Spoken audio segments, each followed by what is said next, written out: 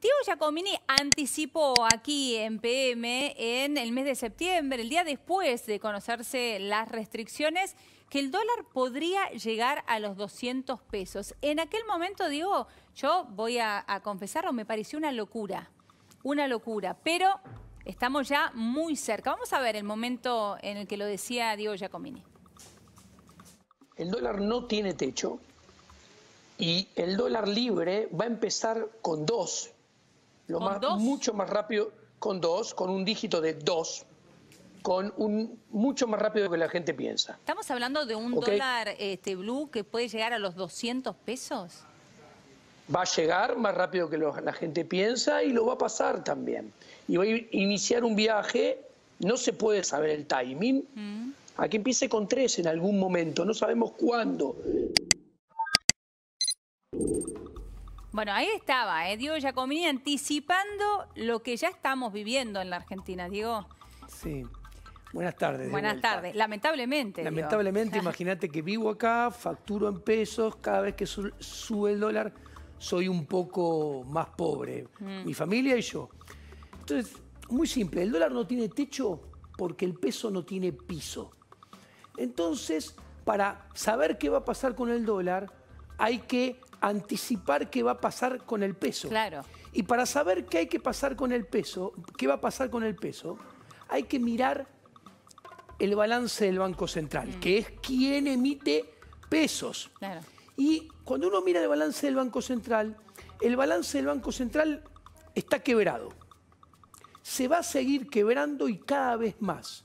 Y un Banco Central quebrado, que se quiebra cada vez más, es una promesa certera de mucha más suba del dólar y más inflación a futuro. ¿Por qué? Sí. Porque hay que poner a raya, hay que licuar los excesivos pasivos en pesos que tiene el Banco Central, que son la base monetaria, las LELIQ y los pases. Hay que ponerlos a raya, licuarlos con las poquísimas reservas de verdad que tiene. Y eso se puede hacer solamente con más devaluación, más suba del dólar y más inflación. Cuando vos miras el balance, uno ve el tipo de cambio de cobertura. Que eso te marca la película. Primero explícanos, ¿qué es el tipo de cambio de cobertura? El tipo de cambio de cobertura es agarrar todos los pasivos del Banco Central en pesos, la base monetaria, las LELIQ y los pases, y dividirlo por las pocas reservas que tiene. Eso te da el tipo de cambio de cobertura. Te cuento, para que me creas. Sí. Hace 14 meses, cuando el dólar estaba a 45, el tipo de cambio de cobertura estaba 130. Y yo te decía, mira que el dólar va a viajar hacia los 130. Claro, estaba en 45 y vos me decías, no, Diego, eso es una locura. Una locura, claro. Bueno, hoy el dólar de verdad, redondeando, está a 190 y la mentira del solidario está a 136. Claro. O sea, te das cuenta que el balance del Banco Central te mostraba la realidad. Claro. ¿Y hoy qué te muestra entonces? Te da entre 1.250 y 1.300. ¿1.250? 1.250 y 1.300. ¿Qué te quiero decir?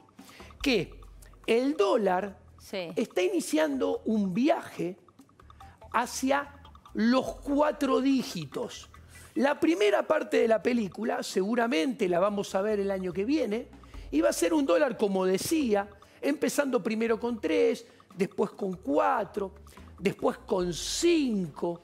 ¿Ahí estás hablando siempre del dólar blue o ya estás hablando del dólar del oficial? único dólar de verdad que hay, que es el dólar que el gobierno no le puede meter la mano. El dólar de la calle, el dólar de la calle, el dólar de verdad, que si alguien quiere comprar y tiene la suerte de poder comprar 500 dólares, tiene que ir al dólar blue. Mirá lo que te dije, 500 dólares, no es una fortuna. No. Entonces, imagínate esto. Cuando yo te digo que va a ir a empezar con 3, con 4, con 5, con 6, vos me decís, pero Diego, eso es una barbaridad. Claro. Como antes con los 200. Sí, claro. Yo te contesto, mira, hace un año estaba 60. Sí. Y ahora estás redondeando 190. Quiere decir que se multiplicó por 3,2. Sí. Bueno, si se portara todo igual que ahora, pero en realidad se van a agravar la situación, la dinámica va a ser más comprometida. Que todo va a ser igual. Todo va a ser igual. Bueno, 190, redondeando, número redondo para que le quede a la gente, por 3,2 es 630. Claro. O sea, si se comporta todo igual, el 190 de hoy, dentro de un año es 630. Y dentro de 2 años es 1900. Claro. Entonces ahí vos... Y ahí ya nos acercamos a ese dólar de cobertura que vos decís. No, ya lo pasamos. Claro, sí. O sea, ¿qué quiero decir? Que si todo sigue igual, ese viaje hacia el dólar de cobertura debería estar como muy lejos si todo sigue igual y no hay políticas de shock que cambien la filosofía política, la filosofía económica de este gobierno.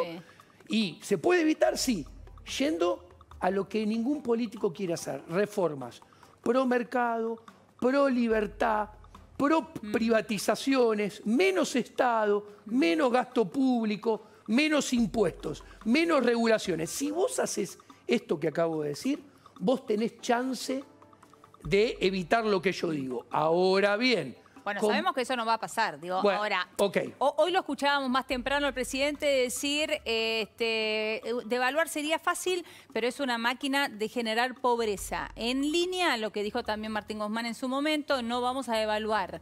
¿Vos confías en eso? ¿Creés lo que dicen? Está mintiendo. El señor presidente de la Nación, así como su ministro de Economía y también el presidente del Banco Central, no dicen la verdad. ¿Por qué? ¿Por qué? Porque la suba del dólar... La caída del peso, que son las dos caras de la misma moneda, es inexorable. Yo sé que el gobierno quiere mantener el dólar como está. ¿Por qué? Porque yo lo llamo el dólar comida.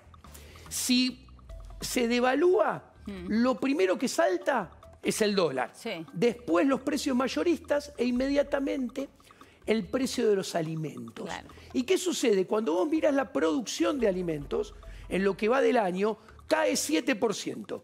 Cuando vos mirás el consumo de alimentos, cae 7-8% también. ¿Qué quiero decir?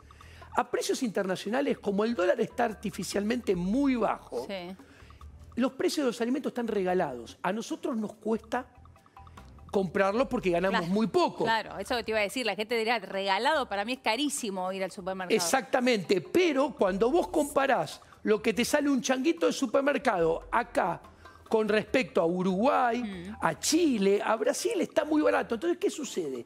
Si devalúan, yo no sé los problemas sociales que va a emerger, porque si devalúan un 40% y los alimentos suben 30%, si la gente ya le cuesta comer ahora, imagínate después de esa devaluación. Claro, y ahí sí damos la derecha a lo que dijo el presidente, que es una máquina de generar pobres, claro, la devaluación. Pero, a ver, la devaluación está. El dólar subió de 60 a 190.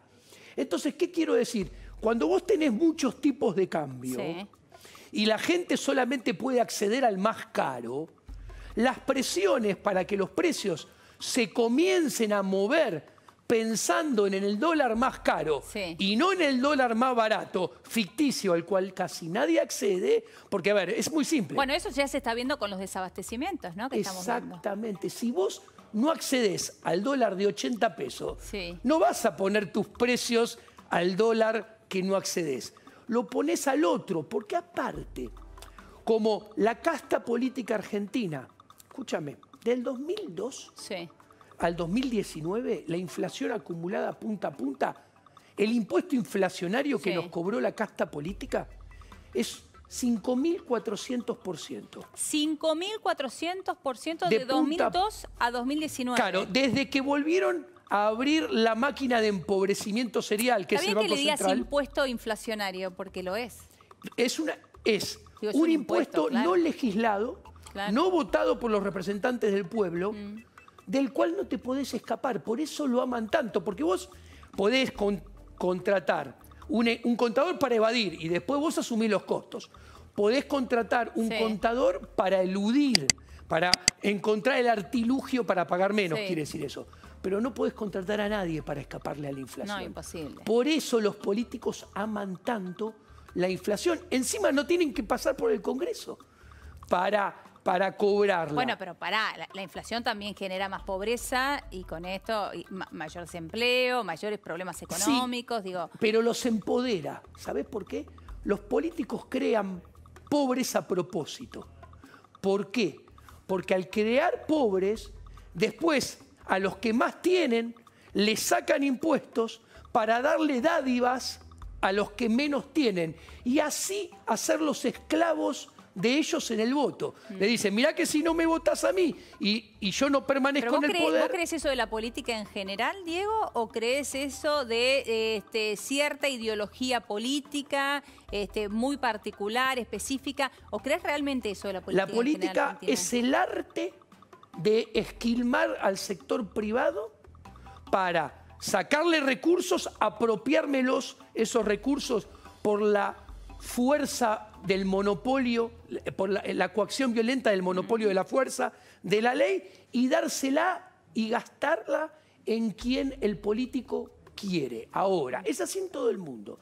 Lo que pasa que como Argentina, ¿viste cómo es? Siempre se para en los extremos más exacerbados. Es así en todo el mundo, pero Argentina es en el país donde la casta política es la más inmoral, la más descarada de todo el mundo. ¿Y no salvas a nadie ahí?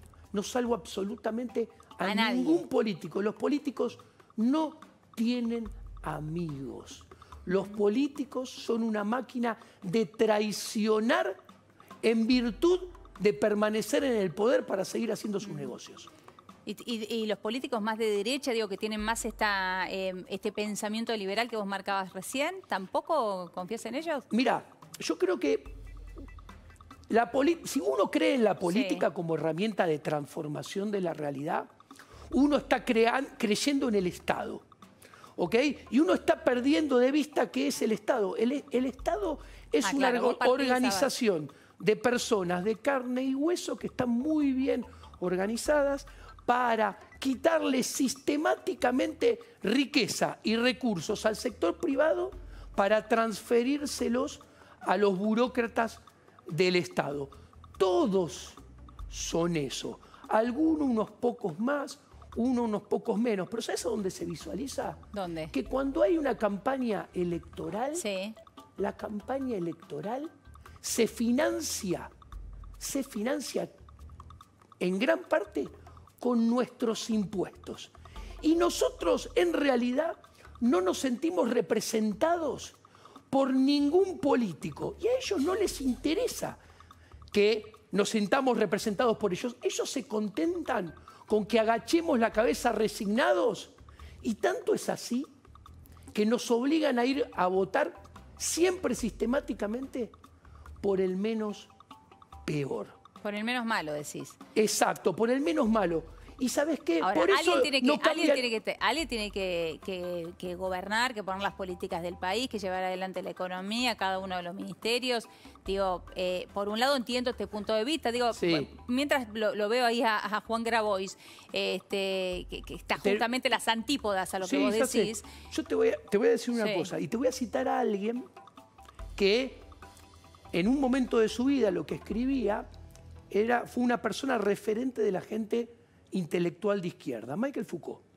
Michel Foucault, cuando ya fue grande, dio 12 conferencias en la Universidad de París en 1982, si no me falla la memoria, que él recomendaba fervientemente leer a von Mises y a von Hayek, referente de la escuela austríaca. Y él había llegado a la conclusión que cuanto menos política, mejor.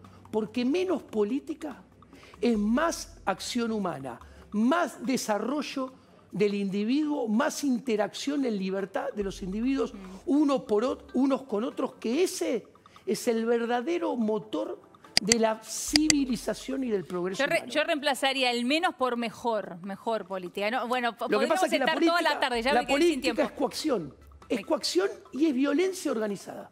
Te voy a volver a invitar. Muchísimas gracias, Diego. Un placer tenerte aquí. Vamos a hacer una pequeña pausa, pero antes vos también podés formar parte de la universidad que soñaste. Elegí UADE.